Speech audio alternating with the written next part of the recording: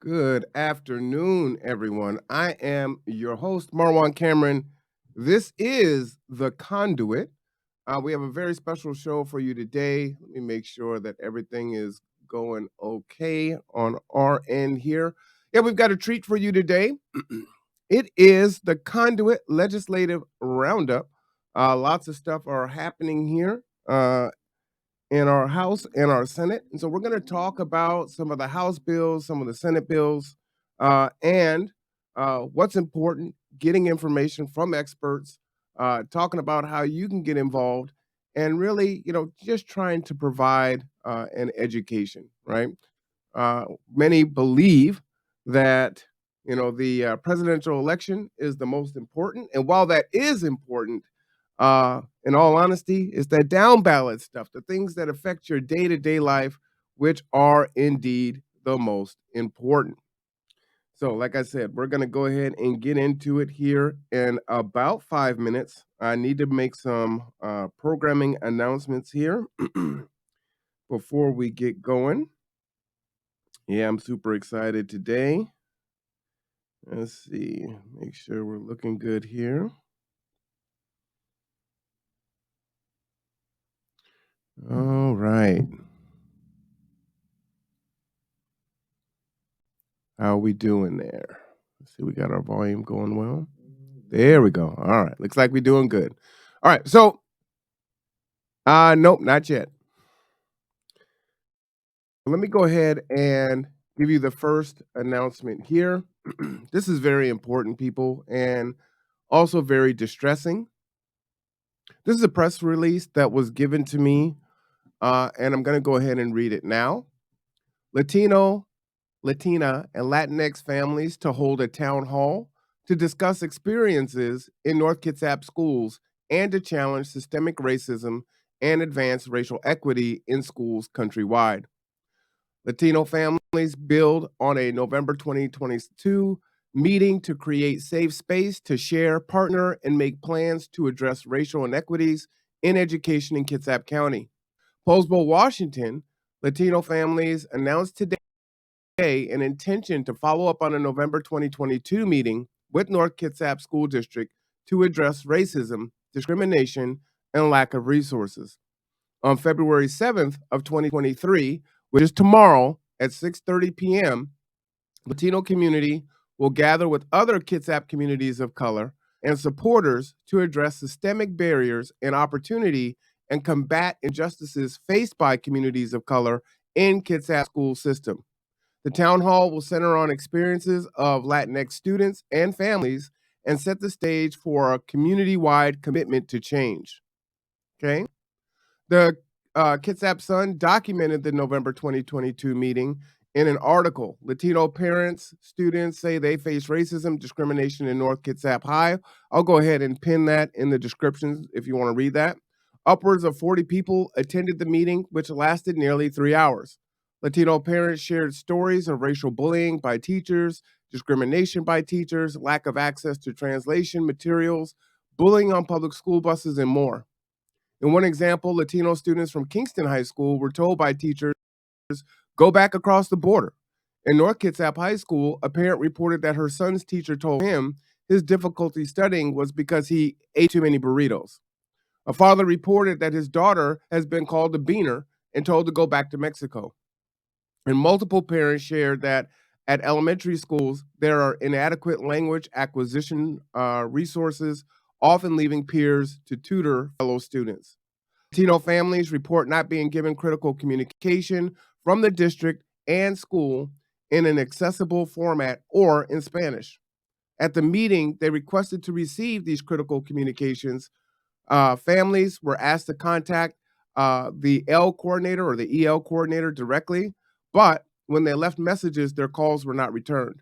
The Latino families at November meeting expressed a desire to support the education of not only their students in North Kitsap School District, but also many of the underrepresented groups and ethnicities in Kitsap County. The families also expressed the desire for actionable change. So again, this is going to take place tomorrow. Again, as I shared before, Friday, February 7th at 6:30 p.m. So I wanted to make that announcement there.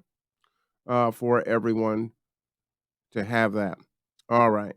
Now let me jump into my chat here. Available to some of that. Looks like I'll be doing okay. Let's see. Let me go ahead and pull this up here. So as it is a let me just share the format of how this is going to go with everyone. So folks are like literally doing work as we speak. So the intent is for them to drop in and out as they are available to do. And let me see. Let me go ahead and pull this. I think it's the press release. Okay.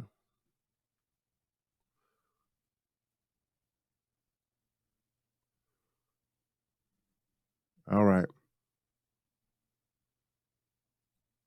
So we'll wait a few minutes for her to come on, and then I'll go ahead and share this information. Yes, it did. There's a crisis going on right now in Tacoma. Okay, so this is being reported to me live, so I'm gonna go ahead and pull this up momentarily. Just give me a second here. Wow,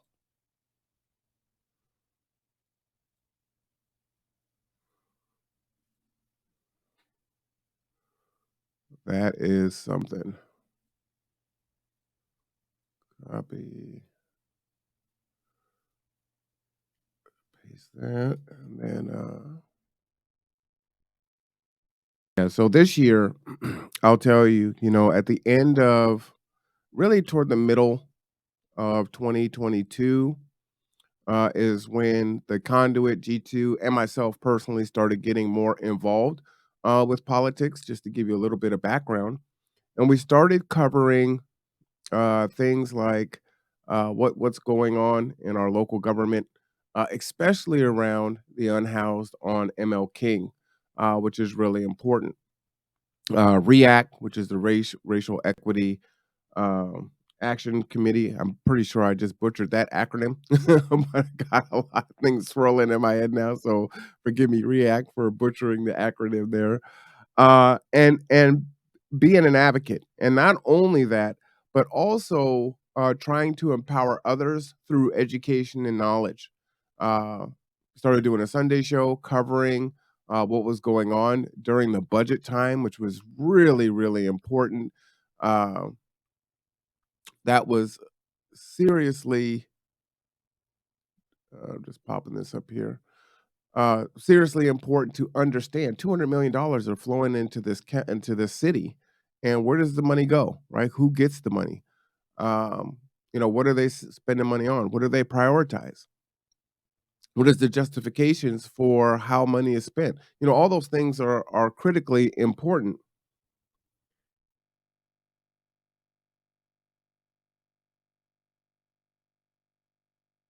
All right, awesome, okay, man.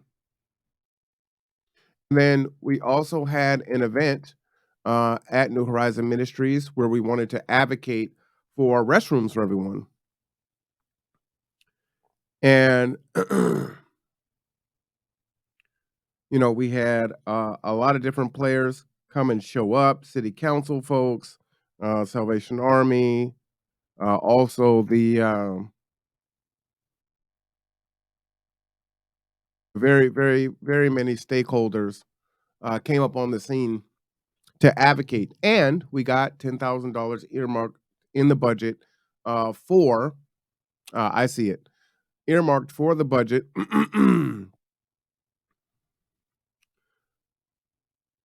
for the unhoused in regards to restrooms down on MO King. As such, as the new year has changed, I applied to be on the audit committee for the city of Bremerton, and I was unanimously elected to that. So I'm very excited about that. And what I told them is the reason that I was doing it is one, I don't know anything really about government and how things work. And I know a lot of my community members, right? If you have a jury of your peers, my peers don't either. And as such, the only way that we're going to know that is if people get in and they share that information out. So I told them that I wanted to be a part of the audit committee And the purpose of me wanting to be on the audit committee was one, for me to learn for my own edification, but also to share that information out to the masses so they can get an understanding on how the city of Bremerton operates from a fiscal standpoint. And so that they voted me in. I had my first meeting at the end of last month, which was just 2 days ago. And so we're gonna go on that journey together. And so here we are, and now we're advocating for House bills and Senate bills. You saw me testify a couple weeks ago. We're going to be taking students to Olympia here on the 20th of February to advocate. And so on we go. We're going to work on trying to get out the vote and do some other things. But let me get into this right now. And our first guest may not appear, and shout out to Maru Mora, because right now this is happening in real time. So I'm going to go ahead and read this. Now, understand, when we see tear gas, this is Tacoma. This is not the East Coast. This isn't on the border of Texas. This is Tacoma. Hunger strike at the Northwest DC expands to more than 115 people. Immigration authorities brutally spray strikers with tear gas and mock them. The detention center. So this is the Northwest Detention Center. Okay. I'm going to go ahead and read this because we need to know what's happening, right? This is literally 40 minutes away. Yesterday, February 1st, detainees inside 2 units within Northwest Detention Center F3 and F4 began a hunger strike to protest inhuman conditions inside the infamous detention prison. Today, more than 30 detainees within another unit joined the protest, growing the total number to more than 115. Strikes so far. GEO Group responded by retaliating against detainees in Unit F4, where earlier that day, one of the hunger strikers attempted suicide to call attention to their plight. Okay, one detainee speaking anonymously to La Resistencia said the situation worsened. They threw pepper spray and gas bombs through the ducts. We were choking from the smell. The official who gave us orders simply said that we had to lock us down. We begged them to take us into the yard, but they only laughed at us. Finally, one official who could no longer breathe ordered the unit evacuated, though they did so one at a time rather than allowing them all out. Wow. GEO is a private for-profit corporation, just for your information, but they only laughed at us. Finally, one official who could no longer breathe ordered the unit evacuated. They did so one at a time. Think about that. You're choking, you can't breathe. Rather than allowing them all out. A person in a separate unit spent 20 minutes unconscious before GEO Group called a medic unit.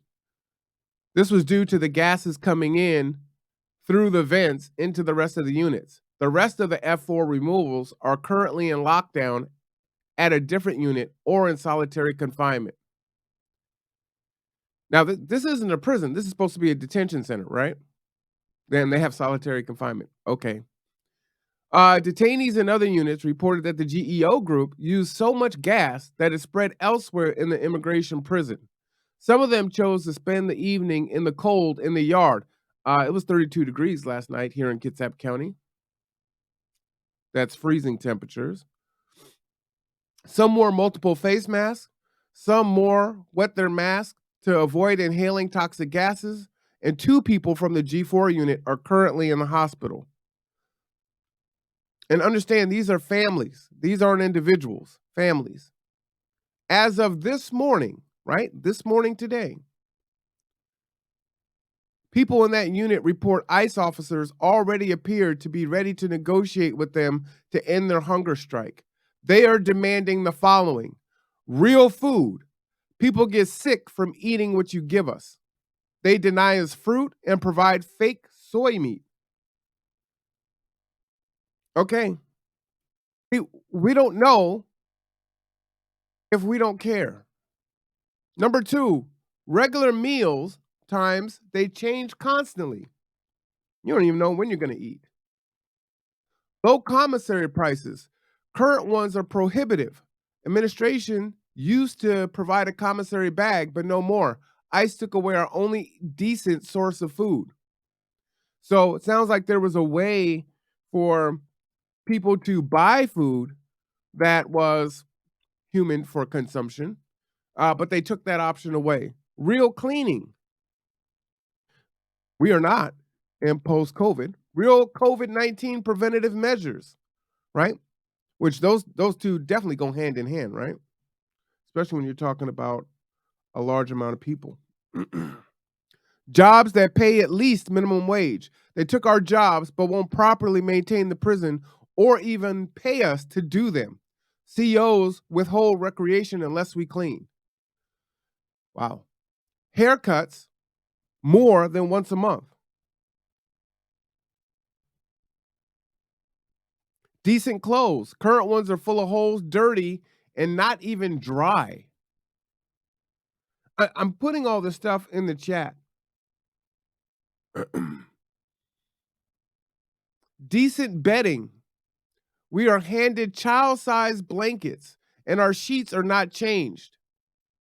I can imagine probably, the hospital blankets that are super thin, not gonna keep you warm in big drafty areas. Better medical services, including dentist visits with real care. Current dentists won't do anything but pull teeth. We're not gonna try to save your teeth, we're just gonna pull those things.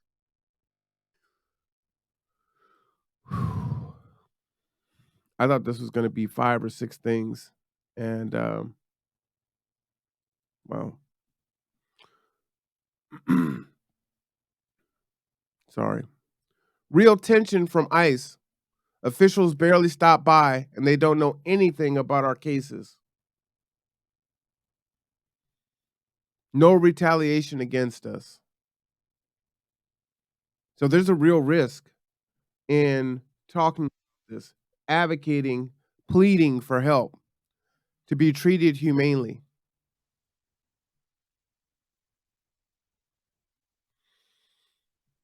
Join La Resistencia for emergency rallies at Northwest Detention Center today, February 2nd, tomorrow, February 3rd, and Saturday, February 4th. See below for more information. Okay. And that is why Marumoru. Oh, she is here. Hey, that's awesome. All right. I'd see her down there. So I was gonna say that's why she's not here, but she is here. So let me go ahead and bring her on because her time is so tremendously valuable. Mora, how are you doing today? Really busy. Sorry, we're getting calls from the detention center, and we're working really hard to make sure that everybody knows what's going on, and everybody lends a hand so this nightmare ends as soon as possible. So apologies for being late. No, I appreciate your time. I appreciate you coming on. I just read the press release that came out. Can you just go into that and give some more detail as to what's happening? This is happening in Tacoma. This is the first I'm learning about it. I'm 40 minutes away. Please just go into it. Yes. So the detention center that opened back in 2005, I believe it was built in 2004. So it's almost 20 years of this horrible place that has hundreds of people detained. The maximum capacity is actually 2,000 people. The conditions are getting worse and worse every day.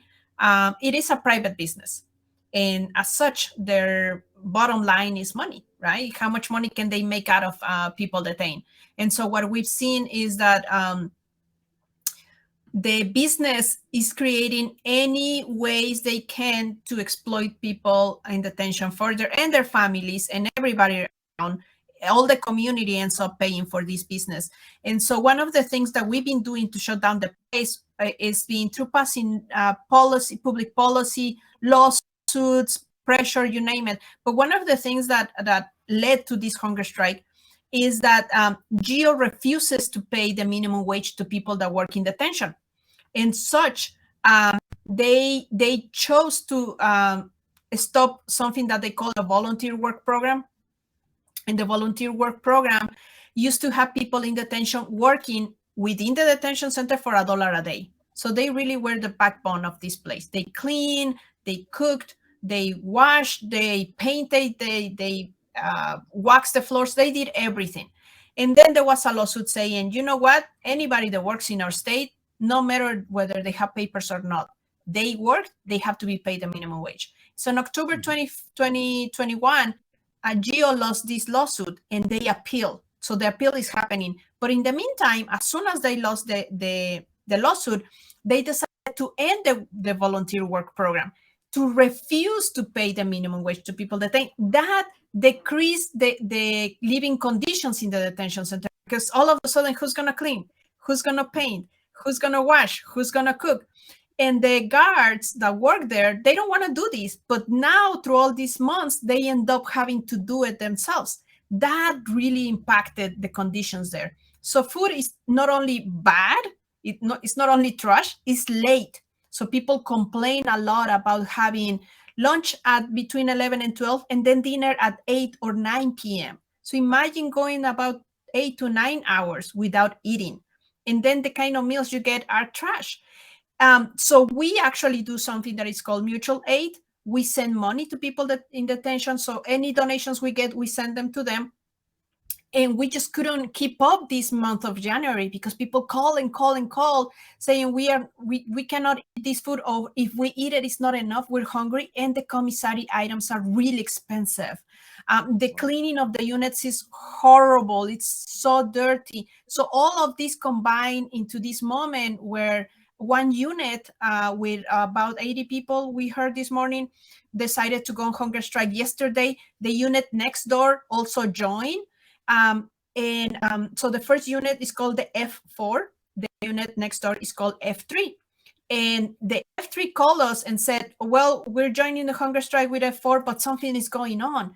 And short story here is that they were witness to the GEO guards switching into SWAT gear, again, like anti-riot gear, and went in with long weapons and canisters. All of a sudden, they see all these windows tinted yellow. They also noticed that the guards were playing with the cameras and trying to move the cameras or cover cameras that were facing that unit. And the smell of pepper spray. They saw people coming out. They also saw the guards taking everything away from the unit. That means the microwave, the property, a lot of stuff from the unit. And all of a sudden, they see people coming out just one by one after being pepper sprayed. So that means that about, maybe 80 people were literally hanging in this unit with pepper spray and not being pulled out immediately, but just one by one. Some of them were sent to a separate unit, F1, and some others were sent to the segregation units. And I just got a call. That's why I was like, one person did call from segregation telling me, this is what happened to us. We were on hunger strike. People refused to go to their bunk beds. They were sitting at their tables and they were demanding for ICE to meet our demands. And because we refused to do that, they just start pulling out, the guards start pulling out everything from the units. And all of a sudden they come back in riot gear and they start throwing weapons against us. He said it was very scary. When he said that, I cannot even imagine how they felt. I asked him for details and he couldn't remember a lot. He said they have long weapons. I don't know what kind of weapons those are. They throw gas at us. I couldn't even tell what it was. But right now, they're refusing us to have medical care. That he told me his throat hurts, his skin hurts, his eyes are irritated. He says, I don't know what kind of gas was that, but all his muscles are sore, and they're completely denied medical care. And just by chance that he was able to call me, the call dropped and he didn't call me back again. So that's the situation right now in Northwest Detention Center in Tacoma. So this is families, right? Men, women, and children? Only adults, men. All these people here in these units are males, but there's also women detained. It's a smaller number in comparison, but as a matter of fact, the women's section is separate, very separate, on the opposite side of the facility. And they called us last night saying that they also felt the pepper spray. So the spray went, it was so much that it went through the vents, that it went through all the other units. Another unit called us saying that somebody fainted because of this, the gases. And this person didn't get medical attention until 20 minutes later. We heard that also 2 other people end up in the hospital because of the exposure to gases. We haven't been able to confirm that. We don't know who they are. And we learned that early in the day, when the situation was getting worse and worse, a person attempted suicide to bring attention to the hunger strike and to bring attention from ICE and GEO to meet their demands. So, Mauro, do you know, are there protocols in place? Is this even legal to pepper spray inside buildings when there's no ventilation? As far as we know, there's not really a protocol for this. This had never happened here in Tacoma, yet it happened some years ago in another GEO facility in California, Adelanto, where there were the videos that the people in detention later were able to get, where it shows how they're sitting at their table, similar situation what they just described here. They were sitting at the table, they refused to get up, and the guards came in with the spray and pulled them out from their tables and from their units. But that was filmed, and in this case, they purposely had the cameras away so there would be no video of this situation. So we don't believe it's legal. I assume that ICE is going to say that it's legal. Probably ICE and G are going to blame the people. They're going to say, oh, they were trying to do a riot or whatever. It's not new how ICE and GEO retaliates against hunger strikers. What is new to us here is that they have used that level of violence against people in detention. We have seen retaliation of all sorts, sending them to segregation, even deporting them, transferring them to other facilities, right? But we have never seen pepper spray here being used before until now. For those of you that are joining us, our guest today is Mauro Mora from La Resistencia. Am I saying that correctly? Yes. And she's talking about what is happening in real time in Tacoma. And this is a human rights issue that is critical, and something needs to be done. Is there a way that local government can do an injunction and step in here and, fix the situation? Yeah, we've been trying many different ways. As a matter of fact, we have been working with City of Tacoma for some years to empty the place. Years ago they agreed to have a detention center built in their city. Now they disagree with the fact that people are detained in their city. So we applaud that, but it's not enough. So we've been working with the state to pass a policy that allows the state agencies, and in this case, local agencies such as the Tacoma Pierce County Health Department, to go in and inspect the facility unannounced. Because right now, if a state agency or the local health department wants to go in, they refuse the entrance. GEO says, no, you can't come in. I have a contract with the feds. And the health department is like, oh, okay, and they leave. Wow. So what we're saying is, no, we need a policy that standardizes all our state agencies, including local health departments, to go into civil detention private facilities such as this one to inspect unannounced, because there's been inspections of this place, but they're all set up, right? So people tell us ahead of time, oh, somebody's coming, there's some inspection, because all of a sudden we're getting better food, they're cleaning, everything looks fine, it's shiny. Yes, because an inspection is coming. So that obviously is part of how the system sustains itself. So we actually are just introduced a bill in the legislature, is the bill HB 1470. And that is precisely what we want to do. We want to standardize the conditions that are already in place for certain facilities to all facilities in Washington state that are civil detention private, and that allows our state agencies, the Department of Ecology, the Department of Health, Department of Labor, all of them, to go in and make sure that we have access to this place. And if this place is not meeting the standards, the basic public health safety standards, they should be shutting down the kitchen, they should be shutting down the laundry, those kind of things. And that is what we're trying to do right now. As a state, that is something that the state can do, and we know the city of Tacoma wants also to have a better system, so the local health department can also go in with the authority to inspect at any moment. So I'm looking at the House bill here, and it says February 7th is the House Committee Safety, Justice, and Reentry meeting, which is at 4. Are people able to make public comment at that time? Yes. They can actually go right now to the website and sign pro, please. And they can send also a statement ahead of time, a written statement in pro of the bill. Some of us will be there to testify in person.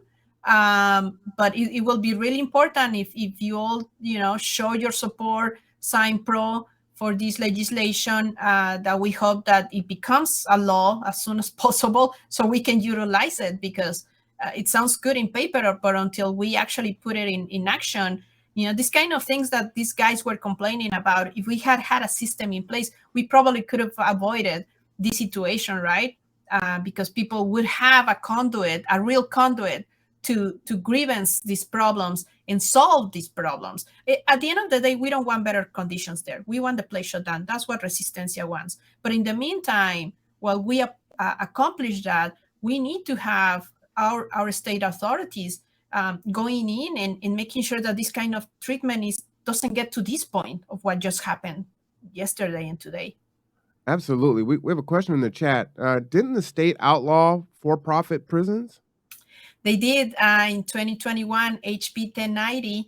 And what happened is that the law that we worked on, HB 1090, was modeled after another law from California, which is AB 32. And back then in 2019, the Trump administration filed a lawsuit against California because of that law. When Biden came into office, he continued that lawsuit. And this lawsuit was lost by California in the Ninth Circuit. California decided not to appeal because the kind of Supreme Court we have, very likely they would lose and they would set a precedent for the rest of us. And so now what Gio is saying is, look, California said this is not right. So, the Fed said California, what it's doing is not right. So therefore, HB 1090 shouldn't be no more. Right now, HB 1090 is still law, but it might have an impact later on possibly in the next year, where the feds are going to come and say, no, your law is not good anymore. What they're arguing is that they're saying that we cannot tell the feds who to contract with. Gotcha. But what they're saying is that this is a private business. So if it's a private business, our state agencies should be able to go in and inspect like any other business, right? Like if you go to a restaurant and you get sick, you can complain, and the local health department should go in and make sure that that doesn't happen again. That's where we're coming from this time. So even if we end up losing HB 1090, we should be able to HB 1470 to go in and take on those inspections. And so it sounds like you have a lot of experience with House bills. So can you kind of tell folks, if you're successful with this House bill, what is the time frame from the time that you go and testify on the 7th? When could there be some change? Well, by the end of April, early May, we should have the governor signing the law. And as soon as it's signed, it becomes effective. And so that means that as soon as grievances happen, the state agencies should be able to go in, inspect. And if there's failures to the inspection, they should be able to file for fines and fees. And if none of those things work, we can always go to the Attorney General and make sure that these civil detention facilities meet the standards, but also meet the consequences of not meeting the standards. So it would be as soon as the governor signs this into law. Okay. So tell us, what can we do? How can we help now immediately, right? I mean, that's May, and there's still a process there, but there's a crisis going on as we speak. So what can we do to help? And what outcome are we looking for? Well, we're looking for everybody that was in the 4 unit to be given medical care and be released from segregation. To make sure that the SWAT team doesn't go in anymore into any of the units that are right now hunger strike. And in our social media, we have phone numbers for the facility and some emails from for the authorities of ICE within the facility. So we want people to email, call. Please express your opinion, express your outrage, right? That this what they did is not only wrong, it's not forgiven. We're not gonna forgive this. It cannot be forgiven what they did to these guys. ICE always says that people in detention have the right to protest. But every time they do it, there's always retaliation. But the level of retaliation now is really, really scary. So in our social media, we have Twitter, we have Facebook, we have Instagram, we even have TikTok now. And it would be great if people can follow those calls to actions, do the calls, send the emails. But tonight and tomorrow we'll show up outside the detention center at 7 p.m. So it would be great to have some people showing up with us. We'll also come back on Saturday at noon. But it would be great to have some people come in because when we're outside the detention center, we do video calls if possible with people in detention. And when they not only see us doing a video call, but literally being outside the detention center, it totally changes, right? It lifts their spirits. They know that when we're saying we're with you, it's true. We're literally outside with them, fighting this fight with them. So it would be great for everybody to make sure that show up to the rally. And if you can show up to the rally, but you want to do more than just calling and emailing, we're asking people to take a selfie right now. Just write a sign that says, "I support the hunger strikers, meet their demands, free them all." Take that selfie and post it and tag the president of the United States, Secretary Mayorkas of Department of Homeland Security, and tell them to shut down the detention center. All right. That's easy enough to do, folks. And if people want to donate money or resources, is there a way to get those items, like things for a commissary, into the detention center? Sadly, no. In the past, we could send some items. Now we have to pay through Amazon to send anything, and we have a whole campaign against Amazon anyway.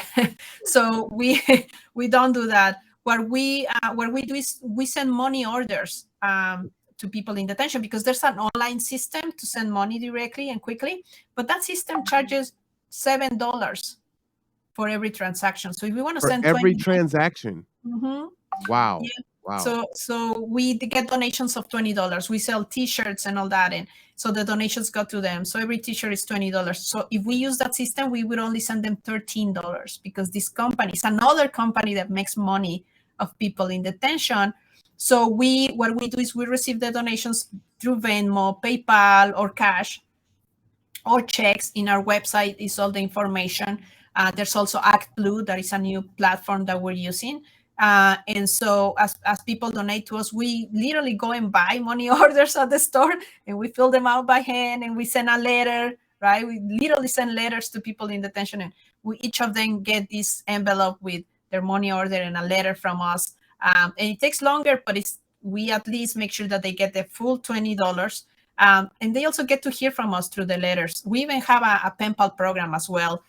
So yeah, we try to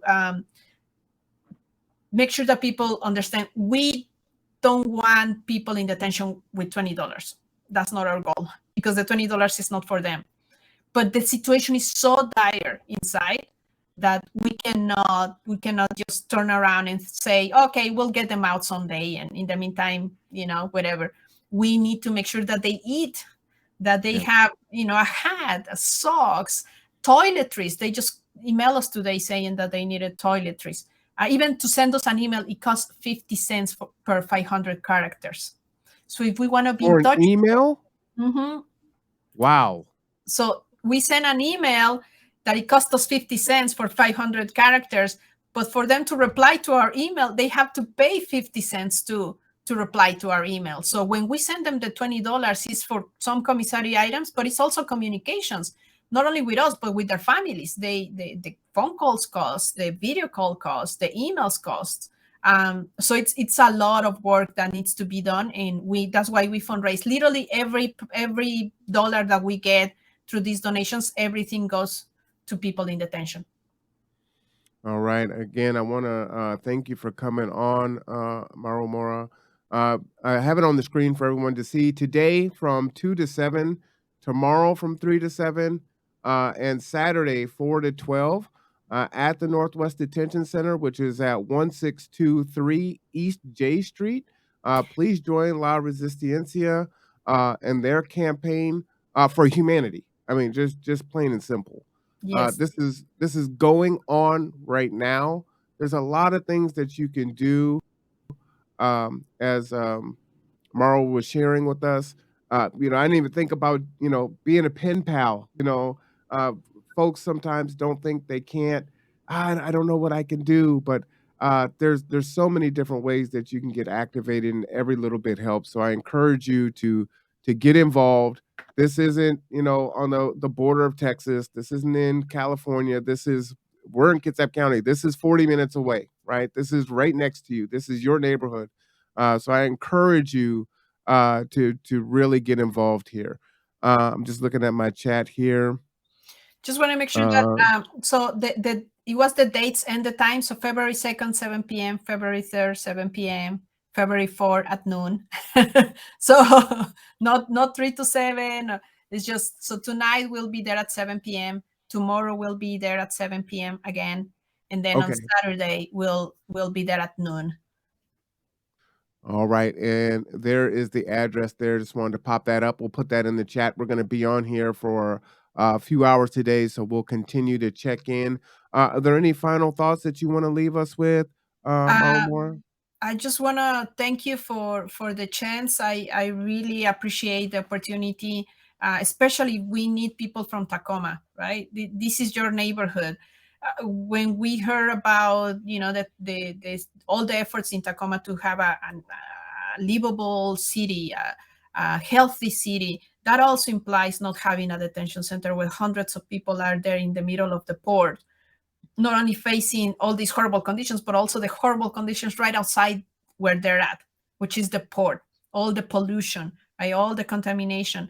And as we feel that the pollution should be fixed and the land in that area should be given back to the Puyallup tribe, it means also shutting down the detention center. So we hope that people from Tacoma support that effort and they see the shutdown of the detention center as part of having a Tacoma that is livable and there is equal and gives equality to everyone in the city. All right. I wanted to just bring Anika on before you jumped off, Mauro Mora. In case you hadn't met, this is Anika Large from Kayak, which is an awesome organization right here in Kitsap County. How are you doing, Anika? Can you hear us? Yeah. I can hear you guys. I've been listening. It's been really cool to get this information. Absolutely. Well, I wanted to again thank you so much, Mauro Mora, for coming on. You have an open invitation to come on anytime. Please give us updates, and we will try to do everything that we can to elevate this and get folks to come out and support. Thank you, everyone. Mauro, can I ask you a quick question before, if you have time? I know that there was the bill, and I think it's 1090 that you mentioned that was going to end private prisons, and I missed where you talked about why that isn't going to shut down Northwest Detention. Because we model this law on a California law from 2019 that the Trump and the Biden administration decided to challenge, and in the Ninth Circuit, the California law was lost. So California decided not to appeal to the Supreme Court. And so that on those the AB 32, which is the law from California. And although our law is still valid, maybe within a year, the feds are going to say, AB 32 is no more, yours is not either. So that's why we're prepping with this kind of policy right now to ensure that, well, if the feds don't agree with us, that we should be deciding which kind of businesses we want in our state, at least we should be able to go into these businesses and regulate them through inspections. Yeah. Awesome. Yeah, I just went on your Instagram and will be following you guys. I'm with an organization in Bremerton, Cashapp Immigrant Assistance Center, and we work with folks in the detention center sometimes. So it's, yeah, good.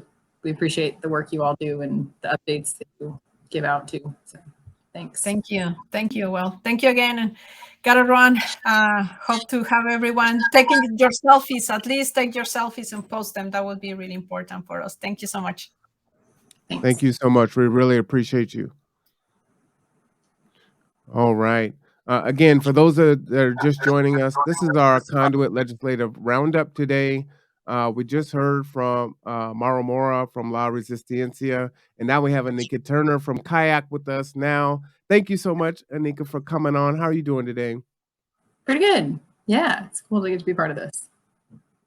Absolutely. So, we kind of had to switch up the format because, well, there's a crisis going on in Tacoma. So we were just going to come on and talk about the House bills and have a relaxing conversation. But, there's this urgency. So we had to kind of switch up what we were doing.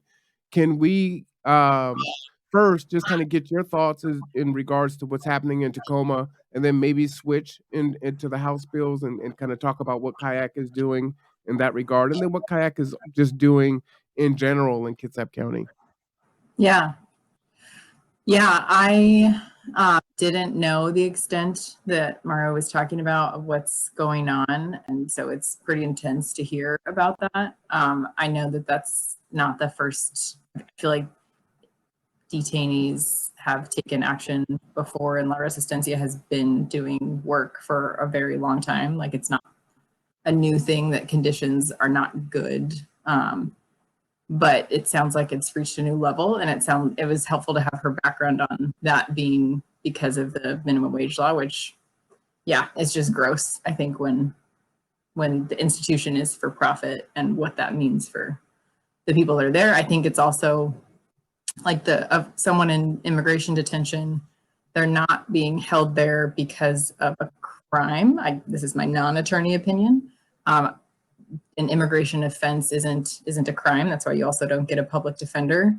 So we're holding someone for an alleged immigration violation, which isn't even at the level of committing a crime in the US. So I think it's extra gross that we as a country are treating people like that.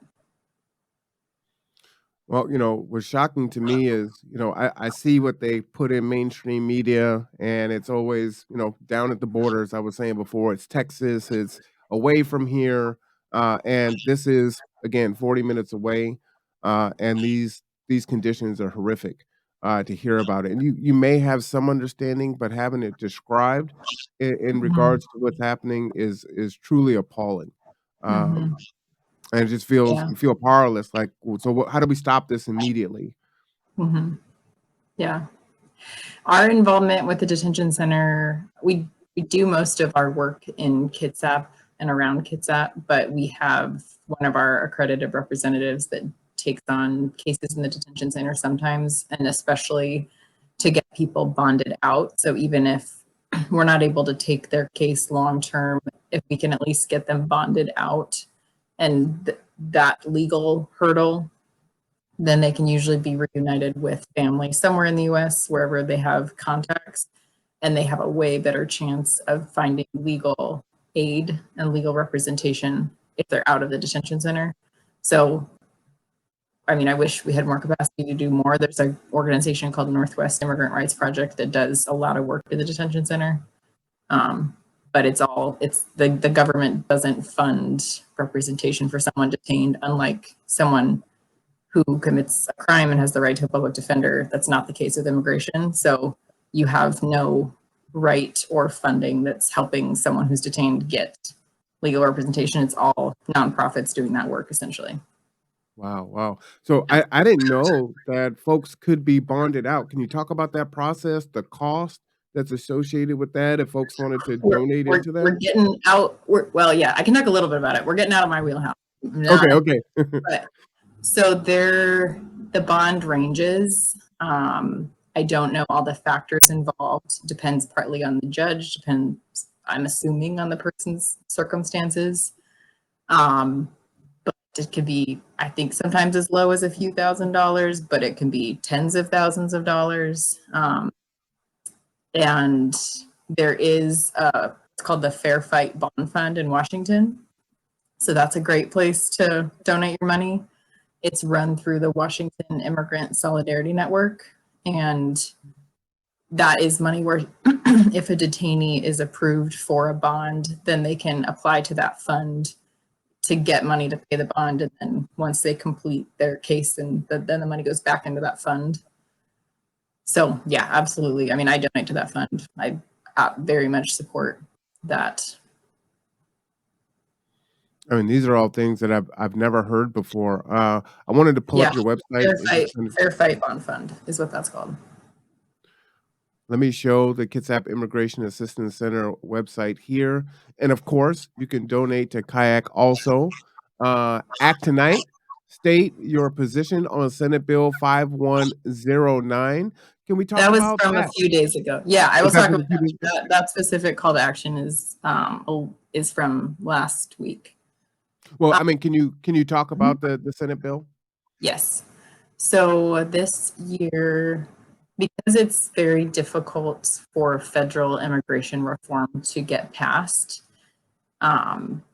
it's more possible at a state level. And a group called the Washington Immigrant Solidarity Network, or WISN, has been working for the last 6 years or so, 7 years, to push policies at a state level that would make lives better for everyone, and especially for immigrants.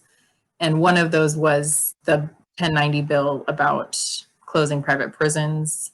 A couple years ago, they've also had another one, Keep Washington Working, that outlaws local law enforcement's cooperation with ICE. So you can't, hold somebody in jail beyond their sentence just so that ICE can pick them up. You can't just randomly arrest people outside of courthouses. A lot of things that used to happen and still sometimes happen, but aren't legal at least anymore. So WISN's two priorities this year. WISN is a statewide coalition. Hundreds of organizations and people are part of it. Kayak's part of it. So what I say they, but it's also we. But Washington Immigrant Solidarity Network's two priorities this year. One is Senate Bill, I think it's 5109. Which would create a program for undocumented workers in Washington to access unemployment benefits. So there's a lot of folks working with either a false Social Security number or maybe someone else's Social Security number because they have no way to work legally, but they want to work, they need to support themselves. And so the only option available to them would be working for cash or working with a non-valid Social Security number. So you might be working at like a restaurant or a cleaning business or anywhere with your non-valid Social Security number. Pandemic hits, all your coworkers get unemployment benefits when your business closes. You've had the money taken out of each paycheck that we all have taken out of our paycheck for unemployment, but you cannot actually access that. You cannot apply and get those funds, even though someone with a valid social working, you have the right of applying for unemployment if you lose your job and meet the criteria. Someone without a valid social who's working, paying into the same system, has no way to apply for those funds. So this would create a separate fund that would allow for unemployment benefits for undocumented workers. And part of the reason for it being a separate is to protect people's information from government, members of the government that might try to use that information to do people harm. So that would be a big deal. Not only if we have or when we have some other kind of pandemic situation, but just in general, like a lot of people do seasonal work. A lot of businesses rely on undocumented workers to do their work, and they rely on undocumented workers often seasonally. But and for a lot of jobs, if you have permission to work in the US, if your job is seasonal, you qualify for unemployment during those shoulder seasons. But once again, if you're undocumented, no, you're just out of luck.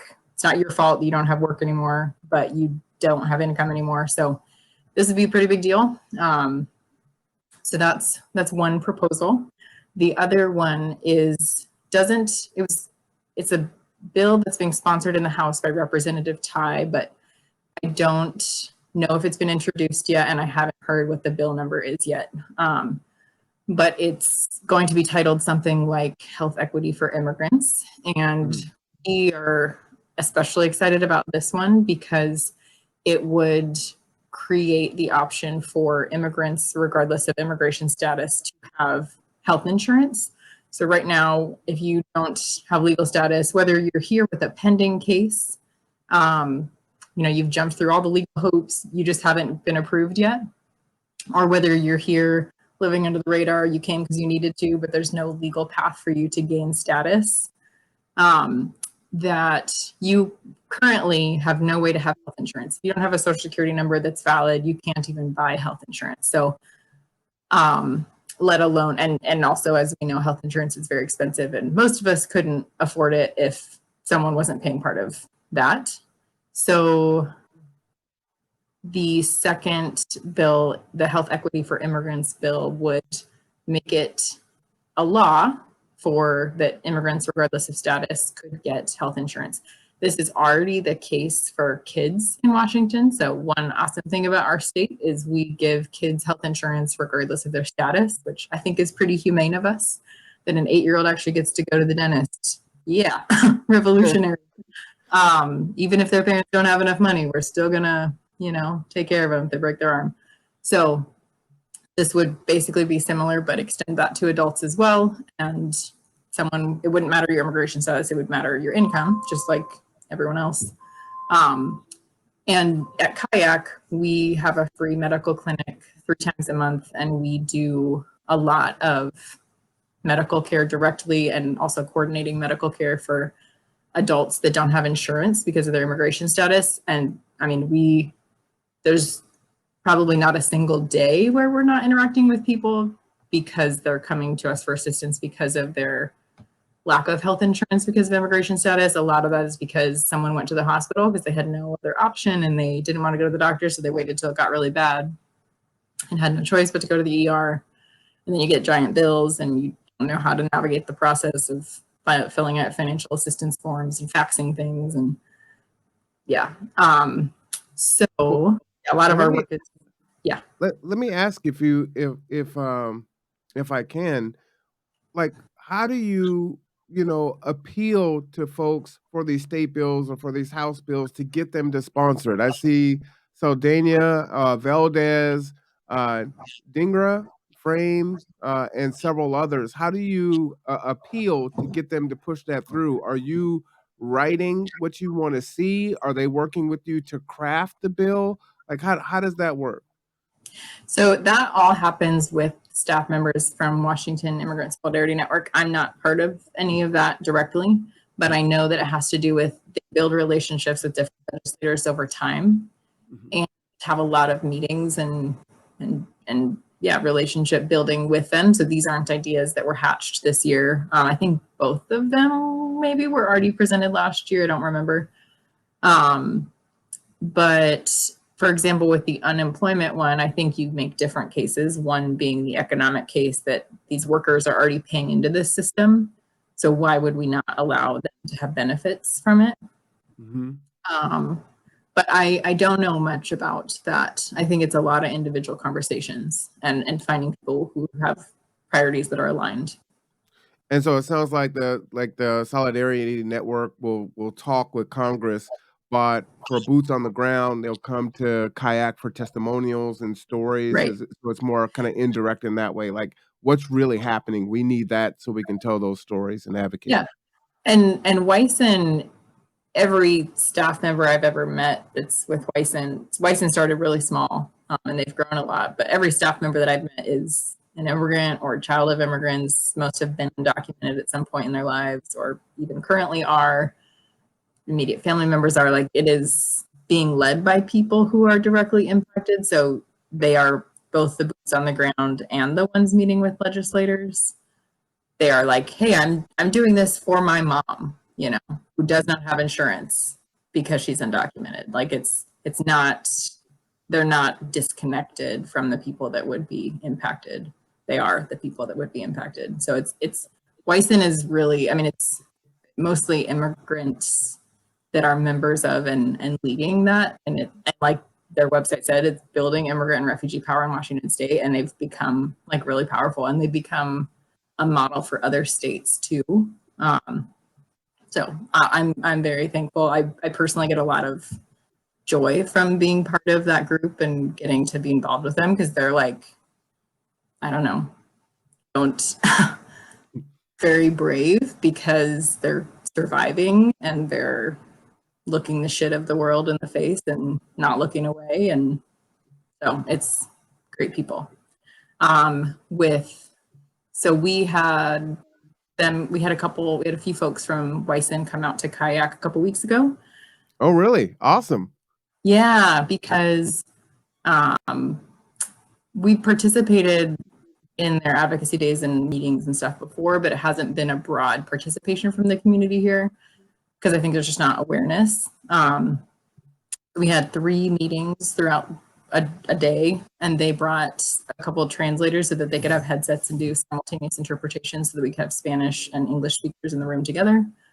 And we put the word out, and this is just like informational meeting, like not giving away anything. There's no food, like it's literally just come and learn.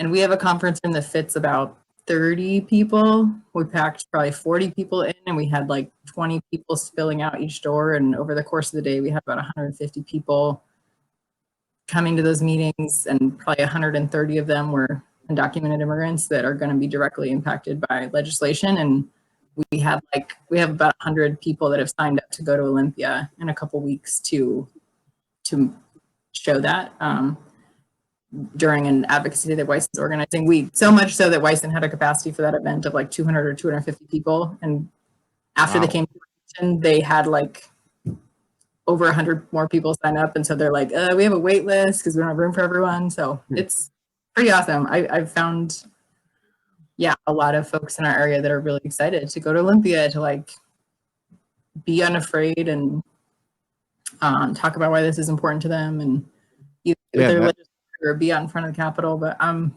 super excited. That is fantastic. If you don't mind, let me play a little bit of that and show what it's like for Wyson to testify here for State Bill or Senate Bill 5109 here. Hola, buenos días.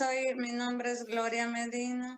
Vivo en Yakima junto con mis hijas.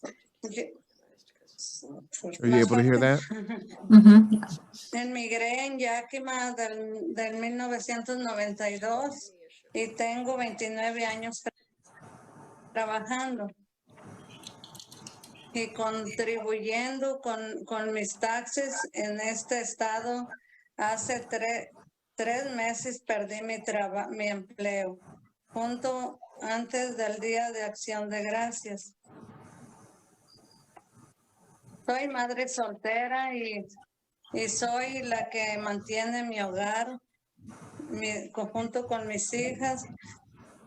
Perdí de mi sueldo, cual me puso en total pánico, porque como muchos de nosotros, con lo poco que ganamos, estamos de cheque a cheque.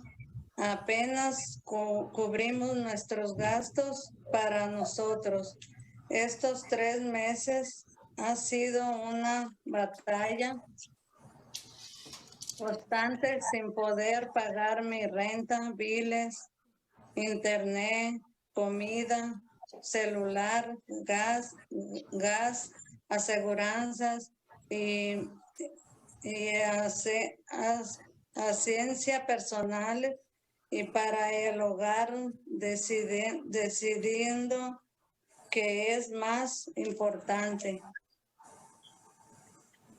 en el momento, porque no alcanza para más, aplicado para varios empleos en los cuales han sido discriminados. Muchas gracias. Gracias. Tenemos la interpretación ahora. So what I wanted to ask you, whoops, let me go ahead and pause that there, it didn't look like she was inside the rotunda, I guess that is. So are they able to testify Yes. So remotely? Okay. yeah, hearings are happening. I think you have the option to go in person. I don't know, but it's mostly happening remotely. Gotcha. And so it sounds like it's probably pretty at capacity already for a few weeks, but if people wanted to get involved, they should go directly to Wyson. Can they come to Kayak and you direct them there if they're local? So I think either, but one good option is going to wyson.org and signing up. If you click on Take Action, you can sign up for updates. And then when there is a hearing for either one of these bills, they will send an email, which is the one that we posted on our website. That's take action tonight, go to this link. Some people might be familiar with signing in pro. You're saying like, this is my name, this is where I live, so that that message goes to your legislator, and you click pro, like you want this thing to pass.